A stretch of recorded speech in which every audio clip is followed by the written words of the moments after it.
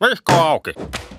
Mitäs peliliikkeitä meinaat nyt tehdä Jaanan suhteen? Me ollaan oltu nykyään aika läheisissä tekemisissä. Joo, äläpä yritä.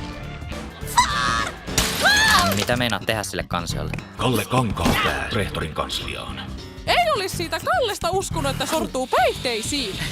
Tietäispä ees miksi se on vankilassa. Ne saa kertoa Oliverista edes mun parhaille kavereille. Näyttääkö siltä, että mä syrjäytyisin? Loiri! Elli! Se ei jostain syystä puhunut mulle mitään siitä lähtien, kun riitaannuttiin. Sehän olisi kunnon sukupuolistereotypisointia ja internalisoitua misogyniaa. Äiti sanoo, että routa porsaan kotia ja... Kertoisitko Jaanalle sun tunteista? Ei voi ikinä tietää, milloin se on myöhäistä. Joo, mä kerron sille! Jumaleissön. Kerrankin pysy mielenkiinto loppuun asti.